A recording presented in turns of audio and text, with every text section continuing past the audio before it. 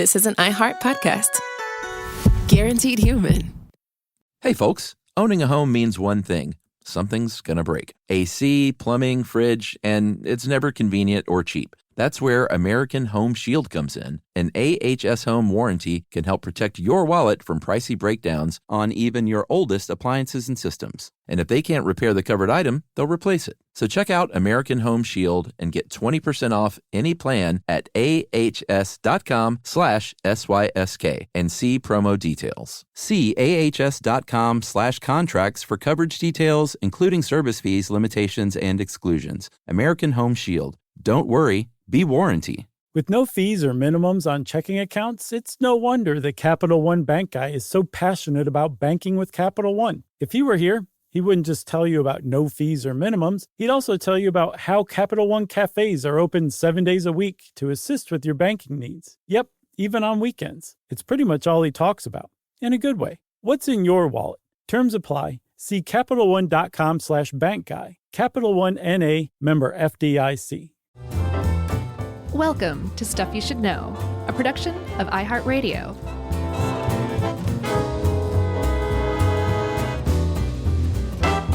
Hey, and welcome to the podcast. I'm Josh, and there's Chuck, and it's just us again, Jerry Who, and this is Stuff You Should Know. That's right. Another econ edition. Typically not my favorite, but, you know, this one I could wrap my head around for the most part. I think that's one of the reasons why it's had such an enormous impact on the world. Yeah. Because it is so easy to wrap your head around. We should probably say we're talking about the tragedy of the commons. And for those of you who aren't familiar, it's this idea, this concept that if you have a shared resource, a commons, say, and people are able to use it at their own leisure, for their own purposes, eventually, as they seek to maximize their profits, they're going to overuse this commons, and inevitably it'll be ruined because people can't have anything nice, essentially. You know what's funny? You're going to laugh at me here. All right. They're all going to laugh at you. The central area of my high school was called the Commons. Yeah. And it just occurred to me 35 years or so after I graduated that that's what that meant. Oh, I see. I thought you were going to say like my teenage years were the tragedy of the commons. No, I don't know. I never thought about the word because it was when you're in high school, it's just saying in the comments, we'll meet in the commons. But it never occurred to me that that's what that meant, just like a common area shared by everybody. It didn't either. To me, I know exactly what you're talking about. There was, if it, not high school, then maybe middle school, there was some school where that was called that too. Yeah. And I wonder if it was like a surreptitious shot at kids, like they're all sheep. Because I don't think that's true. But one of the major uses for commons traditionally has been for grazing. That's a really good example. If you let a bunch of people graze on a shared resource, but they're taking what they can from that resource to make money for themselves, to support themselves, then just because humans are rational, selfish, horrible beings, that meadow or that high school cafeteria will be ruined. Yeah, that's right. And the idea of the tragedy of the commons started out in 1968 in an article from Science, the journal Science. It was called The Tragedy of the Commons, and it was by a biologist named Garrett Hardin. And he was sort of piggybacking on a 19th century English mathematician and economist named William Forster, not Foster. I would say piggybacking or hijacking. Hijacking. William Forster Lloyd. And you mentioned grazing, and this is sort of the thought experiment Hardin went with, which is like you have a grazing field, and let's say 3 farmers have use of it, and they're letting their cows and sheep and graze out there. But at some point, one of them is going to get an extra fat cow that they sell for pretty good money, and they're like, hey, well, if that worked out, maybe I can add like an additional cow, and maybe it'll make the value of all of these cows go down a little bit, including my own, because they're not getting as fat because I've added another cow here. Right. But if I can sell it for this much money and it's only costing me a fraction of that for, extra cow? Well, I mean, it would only cost a fraction of loss Right. of resources for the other cows. Like I'm still coming out ahead, and so bada bing, bada boom. That's what I'm going to do. Right. Yeah. So if everybody was making $1 off of their cows when everything was being grazed on sustainably, then if you add one more cow, now everybody's making 85 cents off of their cows because you're starting to overtax the commons. But that person who added that cow, that's an extra 85 cents they wouldn't have had before, right? Yeah, and if you're able to sell that cow for like $5, that 85 cents is a pittance compared to what you're making on the other side. Right. So there's always under the logic of the tragedy of the commons, there's always a reason to add another cow and add another cow and add another cow because your returns are always going to be more than the cost that you can offset with the returns, right? Well, that, and you're also on the assumption that like everyone else is going to be adding cows, so I'm not going to be the only sucker not adding cows. Right. So you're either a sucker or you're just somebody who wants to survive, because if people start adding cows and you're the one farmer who's like, I'm not going to do that. I find that morally repugnant. Mm-hmm. I really like sustainably grazing here, and I'll just take one for the team. In very short order, that farmer would find that they were no longer making money. No more team. Because each additional cow was taking an additional fraction. So let's say that every time you added a cow, it reduced the price that all the other cows got by 15%. Mm-hmm. That's not a steady price, because if you reduce $1 by 15%, now you're getting 85 cents for a cow. Yeah. But now when you're adding another cow, that reduces that 85 cents by 15%. So all of a sudden you're making 72 cents and then 61 cents and then 52 cents, right? Yeah. But again, if you're adding cows, that's always extra, almost found money.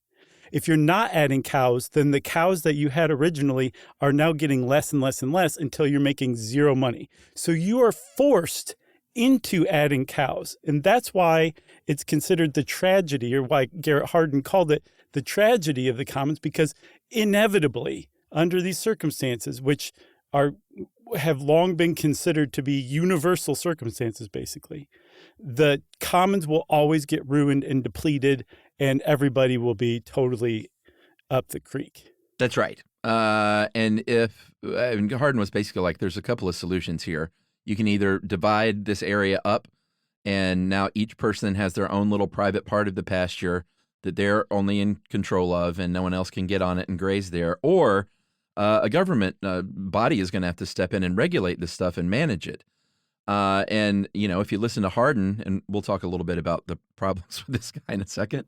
Yeah. But if you listen to Hardin, he'll say when you divide this thing up and make it just private, and everyone, is incentivized to basically preserve their plots and do it sustainably, mm-hmm. so their profits are maximized with, making sure the land isn't ruined so they can keep those profits maximized. Yeah, because now it's their land, and they suddenly realize, oh, this is a finite resource. If I start to degrade this land, it's only coming out of my profits because the other farmer's land is not degraded. So I'm the only one in competition with myself here, really, and I need to make sure that this land is preserved, because now it's the goose that laid the golden egg, and I need to keep it nice and healthy and happy. That's the direct result of privatization, as far as Garrett Hardin was explaining, as far as the tragedy of the commons goes, right? Simple solution. Just give people an incentive to take care of it by making it their own. And the other way, like you said, is government intervention. And this seems to be what Hardin's big, this is his favorite, I think, solution was bring the government in and just say, you can't you can't graze more than these number of sheep.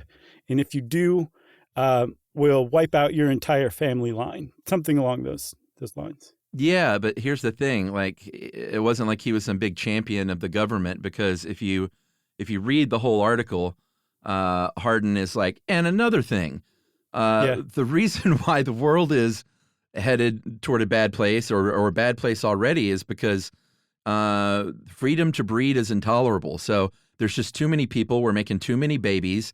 And the welfare state that the government is encouraging is taking away the natural consequence of what happens if you have too many kids. Like they're going to not be able to sustain that, and the kids are going to starve to death.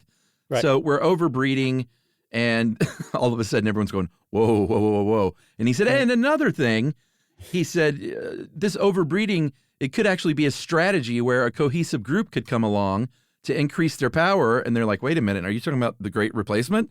And he said, I don't know what that is. Right. And they said, well, it'll be a thing at some point. He's like, I like the ring of it, though. Yeah, exactly. It's catchy.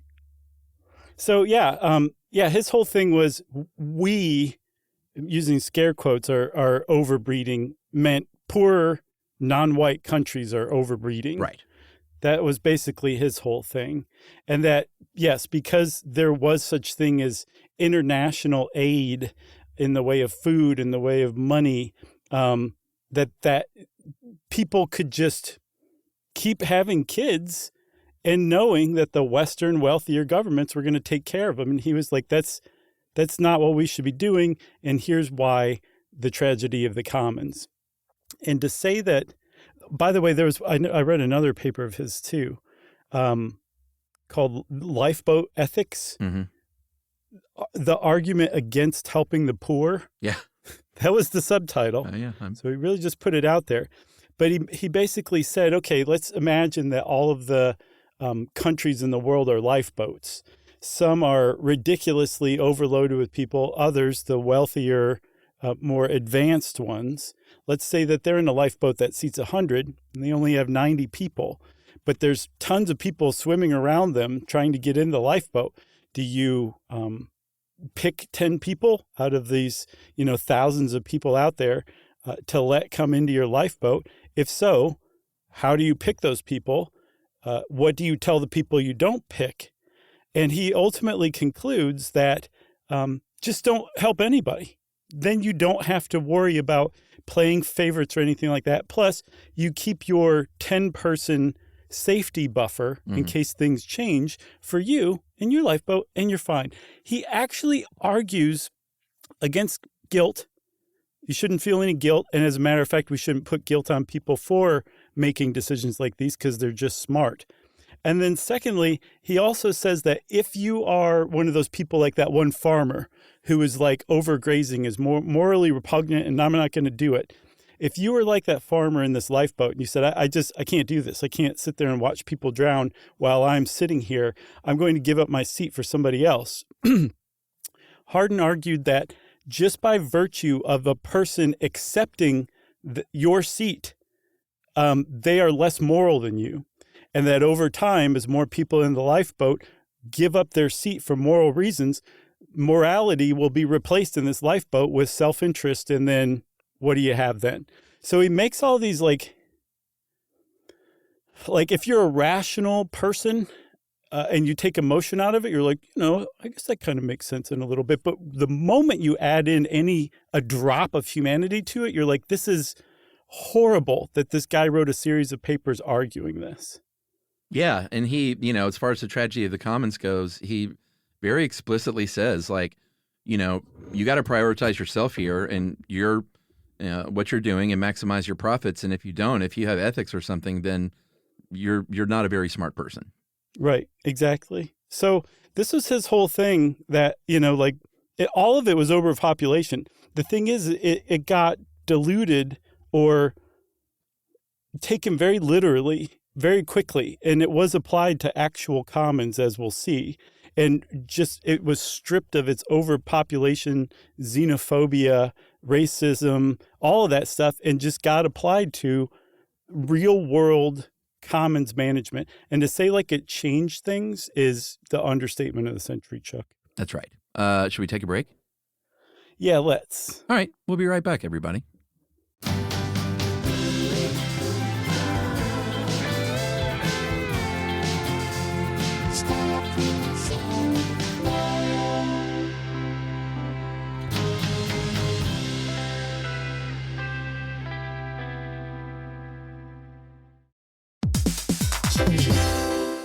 Hey, everybody, we're here to talk to you about Wayfair. who believes that spaces should be functional, they should be comfortable, they should be well designed, and they can be well designed by you with their help. Your updated space should feel more comfortable, inviting, and practical for everyday use. And we're talking about outdoor seating. We're talking about grills. We're talking about major appliances. If you need storage solutions, Wayfair can help you out. Patio lighting, rugs, decor. It is your one-stop shop for home. Yeah. I mean, it's getting nice out, so it's time to think about living outdoors for the next few months. And Wayfair knows that outdoor furniture, it's heavy, it's intimidating to assemble. So Wayfair has stepped in and said, we're going to handle the hard part so you don't have to. That's right. You can shop Wayfair Verified, your shortcut to the good stuff. And that means their team of product specialists are going to vet everything by hand using a 10-point inspection, testing things like, quality materials, functionality, and features, and even how long it takes to build that piece of furniture. And the overall experience save time, reduce hassle, and improved convenience. Patio season is here, and these deals won't last. So head to wayfair.com right now to get your outdoor space ready for way less. That's WAYFAIR.com.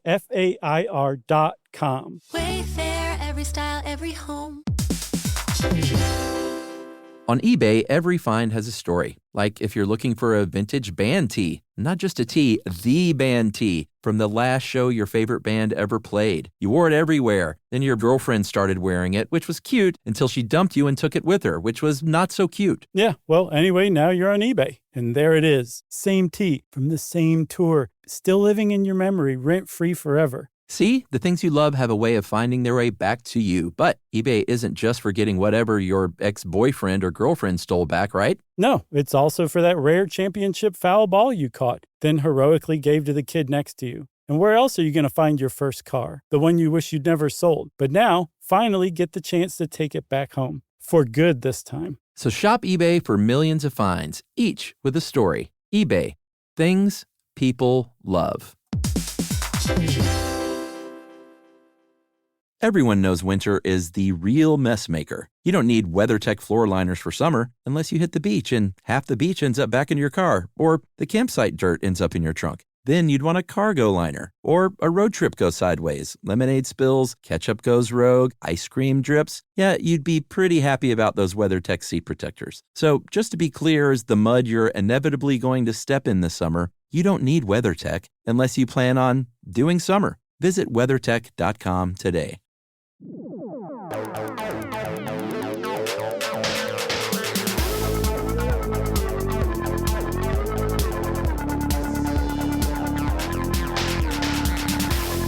Okay, so the tragedy of the commons became like the dominant way of looking at the world among Western nations because it did two things. It said that you can solve this problem everyone is going to have. Anytime you have a shared resource, people are going to deplete it. That's what it said, no matter where you are in the world, no matter who you are. But we want to save these shared resources because this paper came out at about the same time that environmental consciousness came up. So it was like perfect timing for that. But it also said, just privatize, buddy. And at that time, neoliberalism was on the rise. And they're like, yes, privatize. Take all these government-run things and put them in the hands of corporations and we'll all be better off. Yeah, and one of the ways that happened was, and we're going to talk about sort of different versions of this here and there in this episode, but environmental trading markets emerged. And that came from Canada, actually, an economist named J.H. Dales in 1968. But the 80s and 90s are when they really kind of started flying off the shelf. Mm-hmm. But that's like when the government comes in with a regulation, let's say, to cap whatever. In this case, like let's say they're capping emissions on baseball caps. Baseball caps. Mm-hmm. I need to get rid of some baseball caps, so that's great. Oh, you have too many? Do you have any good Hawks ones? I'm on the lookout for those. I have one Hawks cap that I wear. I gotcha. I just gave away a second one because it was too big, but your head is too small for this thing. It is a really tiny head. I'm like that one Safari Hunter in Beetlejuice. Do you know what your hat size is? Like 0.6? 0.6? Okay, that's good. So let's say it's fisheries, because we're going to talk about fisheries a lot. So, yeah, the government will come in and say, hey, you're overfishing, so we're going to cap how many fish you can harvest or make it a certain size in a certain area or something like that. And then here's your permit, fishery A, and here's your permit, fishery B and fishery C. And they grant these permits. And this is the key to the ETMs, environmental trading markets, the word trade. You can trade as, i.e. buy and sell these permits, which, and this is something that I don't fully understand, or maybe I do understand, and that's the whole point. But if company A is, or let's say it's environmental, like, hey, you're a factory and we're incentivizing you to clean up your pollution, and here's your permit or whatever. If company A does a really good job and does the right thing and comes in like way under the amount of emissions that they're supposed to hit, by simply selling that to company B, who's like, man, we're not too good at that. I mean, is it creating, like, doesn't that kind of defeat the whole purpose? No, it doesn't. And we talked about this in the acid rain episode. Do you remember whatever happened to acid rain, that thing? Oh, yeah. It can work, and it does work. We actually reduced sulfur dioxide emissions that were associated with acid rain so much that acid rain went away. And it was like the ozone layer of like the early 80s, I think in 70s. Like, it was a big scary thing, and we took care of it because of cap and trade schemes. So it can work. But how? That's what I don't get. If one company is lowering their output, but another one is increasing theirs because they just bought the other companies, then how is that a net loss? Because of the cap. Because you put the cap at something close to a target that you want to reduce things to. So you don't make like some sky-high cap that's more than what you're at now. You make it less, and then maybe a couple of years later, you make it less than that. So those caps, those little shares or whatever, those allowances that they can trade, they get more and more valuable the less and less they represent, because the law is kind of bringing these emissions down further and further. So ultimately, you're rewarding a company by reducing their emissions because they can make money selling that to another company, and that other company is actually technically being punished because they're having to shell out more money than they budgeted for because they're emitting more than they are supposed to. So ultimately, you're penalizing and rewarding through this cap and trade scheme, but you're also creating an artificial cap. All these companies could just pollute as much as they want, but this government is saying, no, you actually can't. Here's your level. Here it is divided among the 10 companies. Go to town. But does that make sense? Well, yeah. The thing I still don't get though is the company that's buying extra emissions, whatever output from the company that's like really good at it. Are they allowed to go over the cap? But let's say they have a cap to put out 10 pounds of CO2, right? Yeah. And they know they're putting out 15 that year. Well, this other company that's putting out 5 pounds of CO2 that year, they can sell their other 5 pounds. So no one goes over the cap, the total cap, but different companies can contribute different amounts based on how much of those allowance shares they can purchase or sell. Does that make sense? Yeah, I guess so. I promise it works. It worked for sulfur dioxide. It does work. The problem is it's also like it requires a lot of buy-in from industry or really heavy-handed government regulation. Well, either way, it became a big deal in the 80s. And by the end of the 80s, the World Bank referred to tragedy of the commons as, quote, the dominant paradigm within which social scientists assess natural resource issues. Mm-hmm. So, I mean, you can't, like, there's a bunch of different policies in a bunch of different areas, so you can't just look at the entire thing as a whole and say, like, well, it's been a huge success. Like, you can pick out something like acid rain and say it was a success in this case. But there's humans involved, so you never can tell. Well, it's not like you never can tell. I guess they can forecast, but there's not just one big blanket, like, nope, this is the exact solution. Right, for sure. And it depends on the industry, right? Like you said, acid rain, that was a great success story. Fisheries are another example. If you take a fishery, like you were saying, and you divide up the total catch between companies, those companies can actually go around and buy, huge portions of the other company's shares, right? And so all of a sudden, they're basically one company with all of the rights to catch all of the fish in that fishery because they managed to consolidate the shares over time. And that's a huge problem. That's not at all what you want. Like, yeah, that fishing company is still staying within the total number of fish that can be caught annually, but they ran all the other people out of business. That's not at all what you want with it. So there's pluses and minuses. It's situational.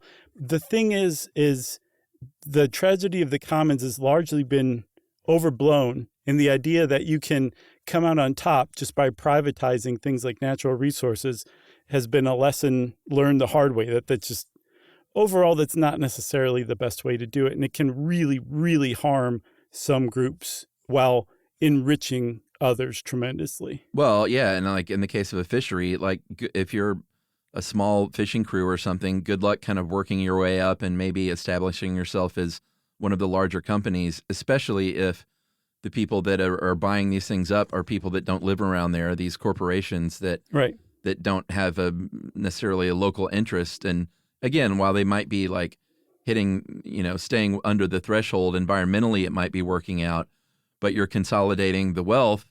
Sometimes there's regulations on that where they say you have to be, like on the fishing boat and like Chick-fil-A. If you're going to buy a Chick-fil-A franchise, you got to manage that thing.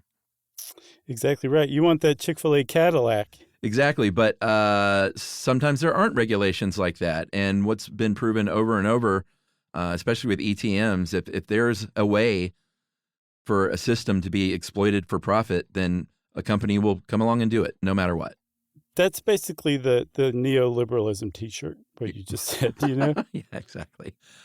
Here's the thing. If you look at the actual tragedy of the commons, Hardin sort of just conveniently leaves a lot of stuff out. Like he's assuming in this argument that like the people that the farmers that are sharing this grazing spot aren't talking to each other at all about what's going on and saying like, hey, we're ruining this land, by the way. Maybe we should dial it back. Like everybody get rid of 2 cows. And it also assumes that their only interest is to maximize profit and to not care for the land. And that's just not always the case.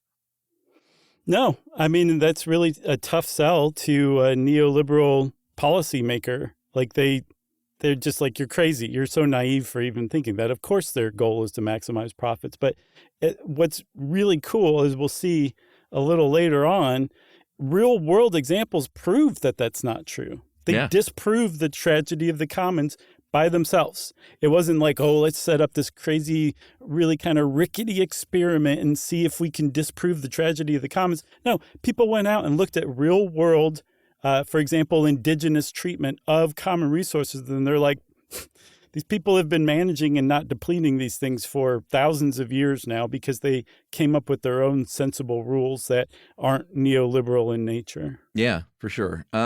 If you look at the original sort of, like it's not just a theoretical thing. If you look at the paper by William Forster, I think it said Forster earlier, not Forrester, Lloyd, that this is the one Hardin, would you say hijacked to begin with?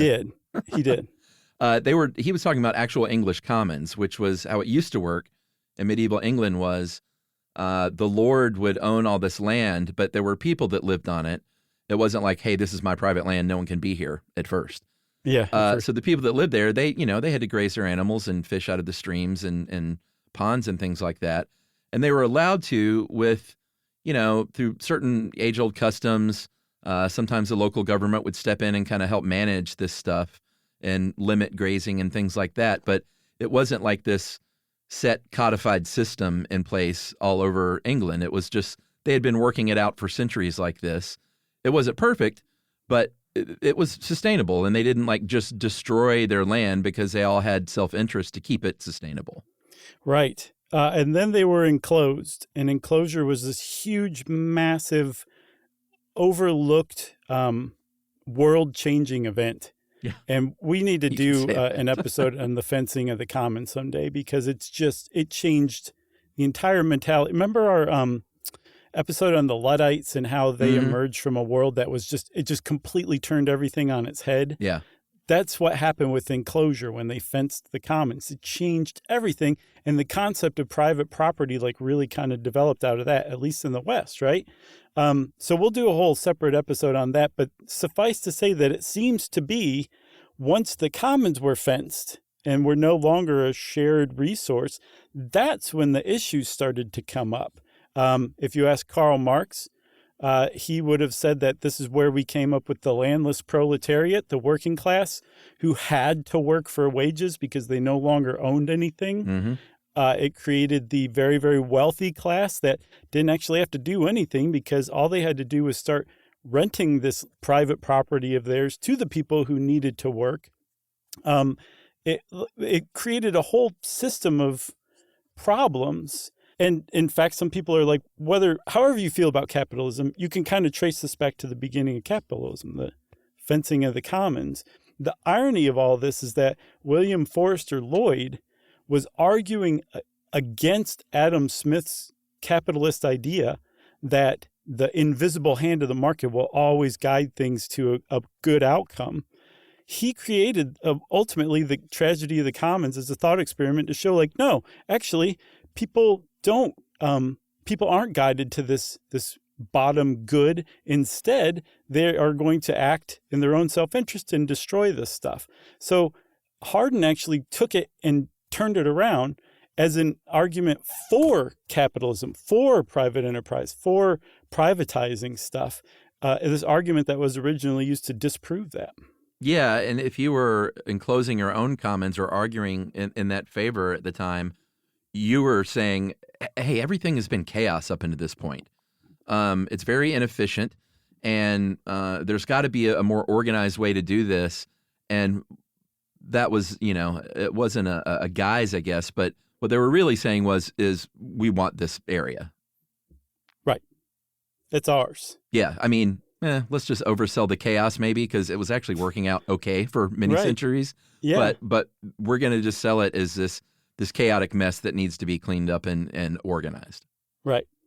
That's how it's done, it seems like, isn't it, Charles? Like people come along and create a problem that's not actually there for their own benefit ultimately. Yeah, I have a friend who, ever since college, he was just one of those guys that while we were just like, whatever, he was about what? About everything, about the world, about politics, about, that period of college where you just kind of check out and all you care about is like where you're going that night. All that to say, he was a very smart guy back then, and he used to just say stuff that used to shake all of us to our core about what's coming, about this, that, or the other with the government. And he would always say, but here's how they're going to sell it to you. And that always stuck with me. And he's totally right. Like, they'll sell it to you as this, but then it becomes this. Right. Yeah. That's really interesting. I love stuff like that about how just massive sweeping changes come from just a change in an idea, a change in perspective. And that's a really great, that's what the tragedy of the commons was. It was an idea. It was a perspective. Garrett Hardin didn't undertake a bunch of different experiments or field studies or anything like that in his paper, which was published in Science, by the way. It was an essay about his own thoughts on something that he presented so reasonably that people who were, again, neoliberals who were in favor of privatizing everything, including common resources, could go to government policymakers and be like, here's how it works. Doesn't that make sense? And the government said, yes, that makes sense. Let's start privatizing everything. And it was just because this guy took this idea and made it approachable. That's it. Yeah. It became fact, even though it was never fact. I just find that fascinating how something like that can just change the world. Well, I think there were so many people licking their chops. They were like, oh, here's a great opportunity for us to jump on this bandwagon to take more for ourselves. Right. But what if the bandwagon had never been there? Would anyone have figured out how to manipulate things so thoroughly, especially so quickly, too, without this one paper this one biologist wrote? Yeah, someone would have. Yeah, but it would have happened piecemeal, I think. I don't know. It's questionable that it would have happened like it had. Yeah, maybe. Let's take a break. All right, we'll be right back. We're going to contemplate that and come back with the definitive answer right after this.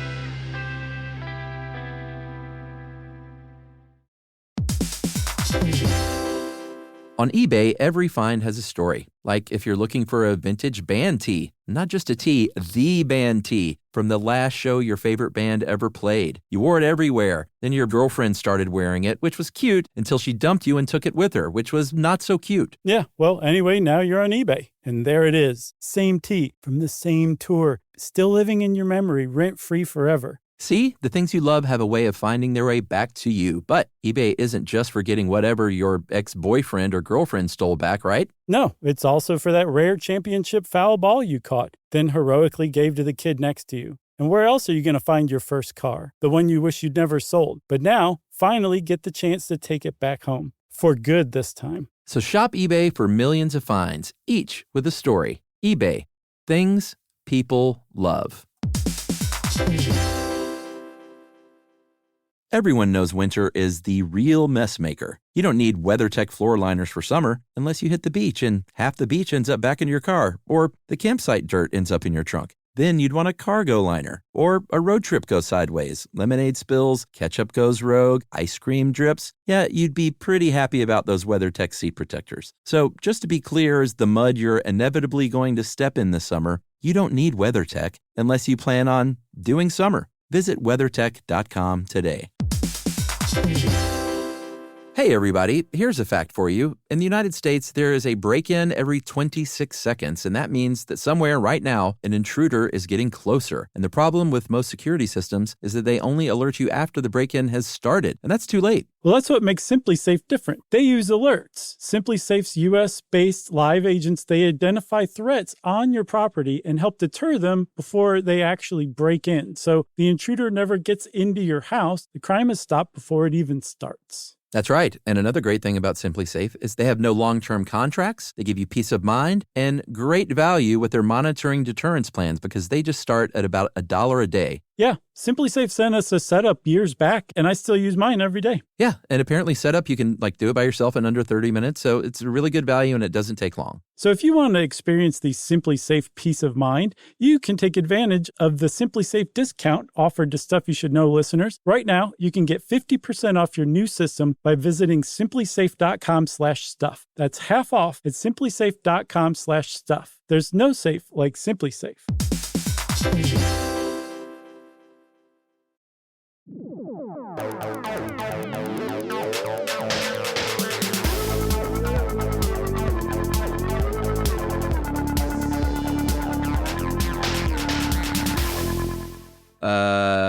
We don't have a definitive answer. I was just kidding. You got me. We should talk about Elinor Ostrom, though. This is a woman who wrote a book in 1990 called Governing the Commons, The Evolution of Institutions for Collective Action. And she's probably at the top of the list for really bringing this to the upper echelons of the political world worldwide, I guess.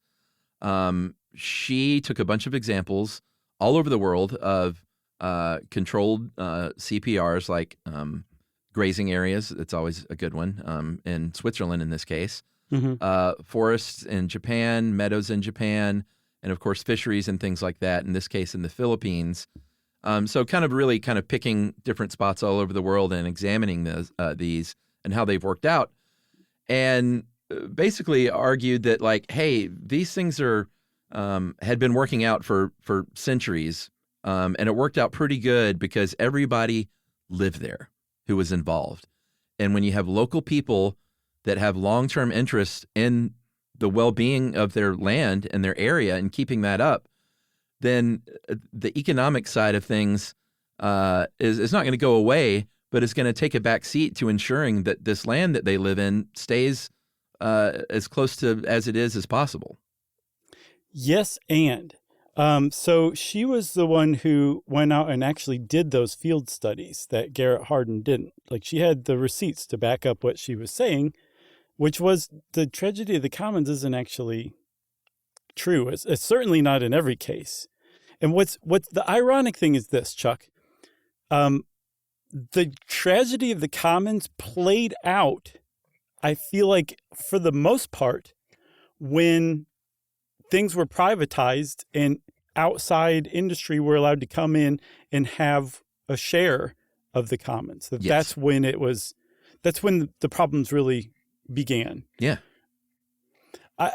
So I want to say one other thing too, because I know I'm kind of known for having a very hard-nosed certain opinion about things, and it slants, in this particular direction typically. Okay. I don't know. In the last year or so, I've kind of lost my taste for rigidity like that, or black and white thinking. So That's I don't good. want anybody to think that I'm just like neoliberalism equals bad. Alternatives to neoliberalism, all good. Yeah, yeah. I just don't see the world like that anymore.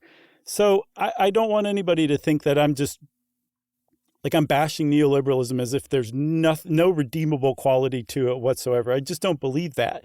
But in the case of the tragedy of the commons, I feel like more often than not, neoliberal policies, again, privatizing shared resources or taking oversight away from the government and just putting it in the hands of the market, has been disastrous for the world over the last 40, 50 years.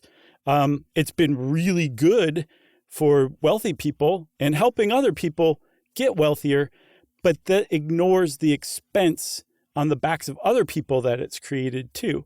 I just wanted to put that out there. Yeah. That I don't want anybody to think I'm just bashing neoliberalism, because it does help in a lot of ways. No, and I know you well, and I can tell everybody that you are a very varied person who looks at things from all angles and is very considerate of, you don't just shut anything down outright. You like to consider things. Now. Okay, so back to Ostrom, though. She argues that, hey, this we've shown time and time again. I show in these real world examples in my books, in Japan and in Switzerland and in the Philippines with the fisheries, that this can work. But there's some parameters that have been shown to ensure that it works, and you got to follow these, or it's not going to work. And she narrowed it down to 8 principles of a successful regulation of a commons, which is clearly defined boundaries. So who can use this area? What is this area? Rules that fit local needs, and this is something we've been kind of hammering on. It's got to be the local parties that come up with these rules. The addition of outside people stepping in, it seems to be when all of the problems start, because their interests are not the same as local interests. Yeah, history kind of tells us that when outside groups come in and start pushing the people who've been using this thing for 1,000 years, pushing them around, it just doesn't go very well, typically, because the outside groups don't necessarily understand this. And as we'll see, that doesn't mean that there shouldn't be the involvement of any outside groups. What Ostrom was saying that she found from these studies is that you have to begin the base, the people who are really laying the groundwork and setting the rules for this. They have to be the people who are actually using this resource. Yeah, for sure. The third one is group decision making. So it's not just a couple of people or a small board deciding these things. Get as many people in there as possible, local people. Monitoring, you have to have people monitoring. And, she used her forest land example in Japan was one where she was like, hey, they had locals monitoring the stuff and levying fines. So you've got to know that someone is out there doing this, so people, know they're going to be held accountable. And then the next one ties into that. And then when you do that, you got to start out small with these sanctions. It's got to be like a warning first and then a small fine. You can't just come in there with the billy club and say you're out. You've got to encourage people to stick around and all right, here's a warning, but you can't keep letting this happen, that kind of thing. I was really curious what the ultimate punishment is for repeat offenders. And the only example I could find was among a group in Bali. And ostracism is what the person ultimately faces. Get out. Which that's bad, yeah, and that's bad enough in a Western society, Yeah. But also you can make do, Yeah. There's the internet. If you go into a store, the person basically has to take your money for food. In a more traditional culture, ostracism's like you're in big trouble because groups rely on one another for help. And the example they gave was if one of your relatives dies, there's certain rites you have to perform. And if you're ostracized, you have to figure that out all by yourself, because the community's not going to show up and help you for these death rites that your ancestors demand of you, because that's just tradition. Yeah, for sure. The last 3 of the 8, easy dispute resolution. So just something on the cheap that's pretty informal and not some big drawn out expensive, tribunal or something like that. Yeah, no wigs, no powdered wigs. No powdered wigs at all. You have to have support from authorities, and it may be a local thing, but you've got to have the blessing of a larger government body to, at the very least, not get in there and muck it up themselves and just sort of let you do your thing, but maybe also support. And then finally, building up to a larger system. So again, keep it local, but if it's a system that connects to a larger system, like a creek that connects to a larger watershed, you're going to have to start linking up with other local groups and make it a larger thing. Right. But the point that she made, too, is that works. That's actually scalable, which is good because, like you said, a creek is one thing, but it depends on a watershed. And so if you can get together with other people who are managing their own creeks, you can manage the watershed based on the individual common rules that groups have come up with, and that you can scale that into more modern systems too, right? So like say a city has somehow created a cap on how much emissions that the factories in the cities can create.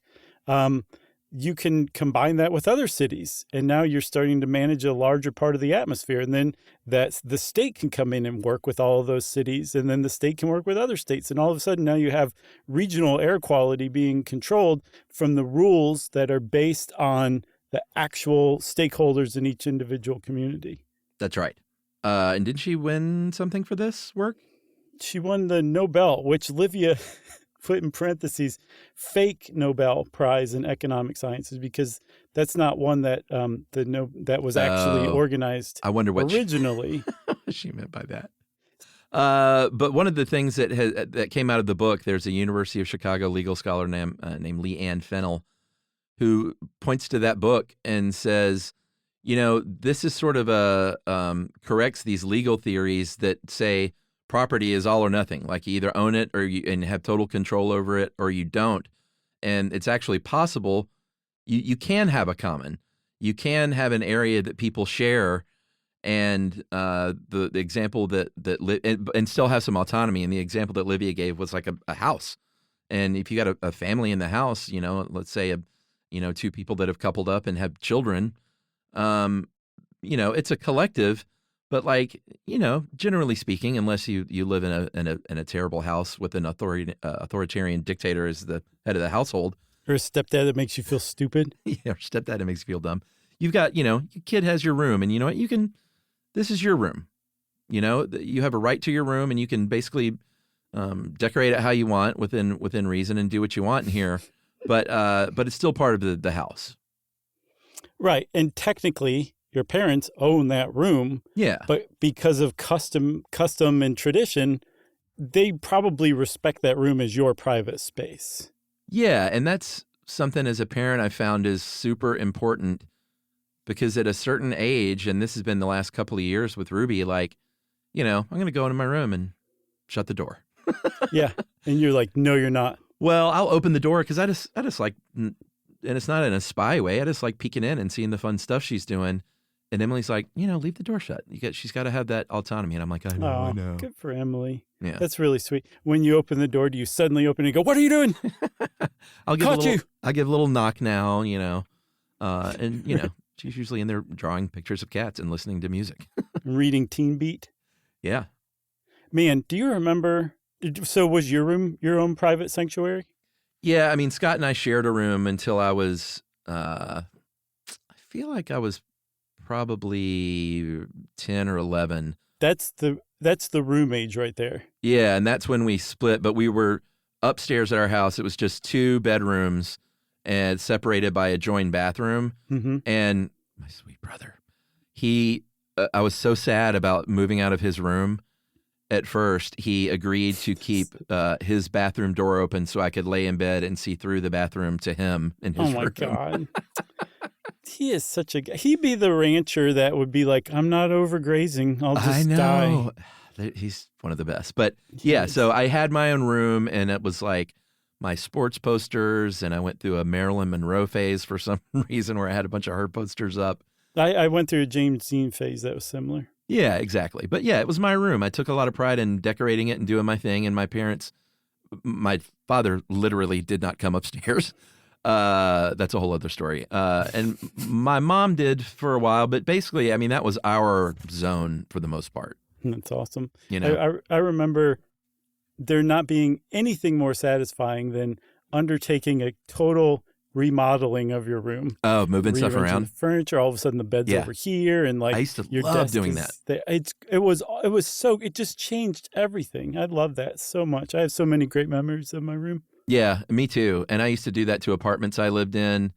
And I had ironically, recently had a thought about how much I used to enjoy that, and how, like, our house, there you can't really do that. Like, it's set up in a way that I can't be like, hey, let's rearrange our living room. It's like, well, you can't, because let's move the built-ins outside. Yeah, exactly. So those days are over for me, unfortunately. Yeah, same here. That's just how it goes as you get older. It's one more thing that brings you joy or brought you joy that's now dead and shriveled up like an old leaf. All right, well, let's finish up on Tragedy of the Commons, because we can use an example of Maine lobster fisheries as a pretty good example of how people can start to do the wrong thing but correct course on their own. Yeah. And that was the case in the 19th century when the state of Maine started setting legal minimum sizes for catching lobsters. And they couldn't enforce it that well at first, and people broke the rules and were like, trying to make extra money or keep more lobsters than they should for a while. But eventually they were like, hey, wait a minute. We're not doing ourselves any favors here. And if we're going to all continue this to sustain our living doing this, we got to work together. So they formed harbor gangs to start self-policing, basically. So Maine lobstermen harbor gangs. Is there anything scarier than the sound of that? Just seeing them kind of slowly come up on your boat, and they're all like, They have chains in their hands. Don't go over there. That's where the harbor gangs are. Very nice. Boy, you just took me to Cabot Cove. So they started self-policing, and everyone bought into this idea that let's not ruin all of our livelihood here. And one thing that gets pointed out is you can do this in a case like that because lobsters are close to shore. Right. It's a small community. It's local people. In the case of cod, and at some point we should do one on the cod wars, because that's where this factors in. Cod travel long distances, and so it's hard to regulate something like that that's widespread, and there's different countries involved. So yeah, I guess Tragedy of the Commons has been largely debunked, even though it completely altered the world for decades and decades and still does. Yeah, I mean, either blamed or credited with the birth of capitalism. That's no small thing. It's pretty big, yeah. Yeah. So we're going to do one on fencing of the commons one day, and then we're also going to do one on neoliberalism someday. And the cod wars. Yeah, and the cod wars. There you go. Well, since Chuck corrected me and added cod wars, of course that means it's time, everybody, for listener mail. First of all, quick correction to a correction. When we got written in about the hodgepodge, I kept saying Mod Podge. Right. It is Mod Podge, and the corrector got it right. I just kept saying it wrong. Wow. And I played it off to myself as a joke, but it was not. Mod Podge is better. I think the inventor of Mod Podge is just like, oh, why didn't I call it Mod Podge? Missed a boat. It rhymes even. I wonder if it was from the time when Mod Squad was out, because it does have kind of like a hippy-dippy flower look to it, doesn't it? Well, decoupage is a very old thing, and I suppose that meant a modern decoupage, is my guess. Okay. Don't you think? I don't know. I didn't ever think about it more than I have in the last couple of weeks. I know, right? I wish you'd never brought it up. Oh, man. How did it go? Oh, I remember now. We mentioned Martha Stewart, and I said there's a hodgepodge everywhere. Mm-hmm. Ugh. All right. So this is from a friend in the Netherlands who said, good luck pronouncing the name. But I think I've nailed it, so we're going to see. Okay. Stay tuned for the end. Hey, guys, just finished the episode on automats, and I felt I needed to write in. I'm from the Netherlands, and believe it or not, automats are still a big thing there. And I remembered now, after I got a couple of emails about these, of being in Amsterdam and seeing these FEBOs, F-E-B-O, places. Mm-hmm. I've not heard of that. Well, it's an automat basically, except instead of a huge restaurant, it's just like a smallish room. We refer to it as eating out of the wall. These places mostly just serve deep fried food, but in general is quite fresh. Not sure why they're still so popular though. Maybe it's because the Dutch aren't really known for their fine dining, as we just want our meals to be efficient and cheap. Nevertheless, if you're ever around, I invite you to take one of our famous croquettes or bitter balls out of the wall, which are especially good after a night of heavy drinking. Love the show. Best regards. And that is from Hes. Nice. Will you spell that for us non-Dutch speakers? At least that's how I was told to say it. It is pronounced, spelled Gijs. Wow. And it said Hes. That is fantastic. That looks like I just brushed up against the keyboard. It really does. Can you pronounce it one more time? What I've got and what I'm sticking with is Hes. That is great. I hope you nailed it, Chuck. I hope so, too. You deserve to. Well, thanks a lot. Hes. The name you're trying to pronounce is Hes. We appreciate the email. Thanks for filling us in. I had no idea about bitter balls and eating from the wall, or out of the wall, in Amsterdam, so thank you. And if you want to be like, the name is Hes, then you can send us an email too. Send it off to stuffpodcast@iheartradio.com. Stuff You Should Know is a production of iHeartRadio. For more podcasts from iHeartRadio, visit the iHeartRadio app, Apple Podcasts, or wherever you listen to your favorite shows.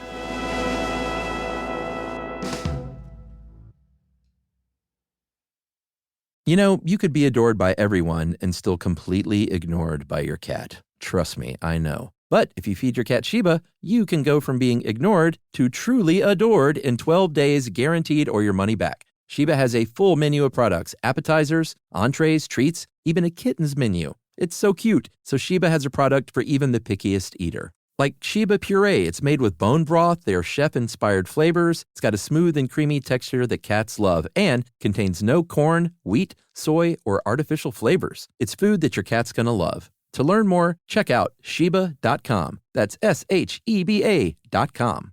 Service opens doors, and at American Military University, it can open doors for the whole family.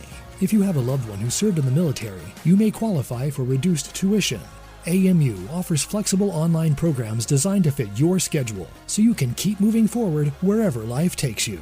Learn more at amu.apus.edu/military. Open doors to the future for you and your family with the help of American Military University. Everyone knows winter is the real mess maker. You don't need WeatherTech floor liners for summer unless you hit the beach and half the beach ends up back in your car, or the campsite dirt ends up in your trunk. Then you'd want a cargo liner, or a road trip goes sideways, lemonade spills, ketchup goes rogue, ice cream drips. Yeah, you'd be pretty happy about those WeatherTech seat protectors. So just to be clear, as the mud you're inevitably going to step in this summer, you don't need WeatherTech unless you plan on doing summer. Visit WeatherTech.com today. This is an iHeart podcast. Guaranteed human.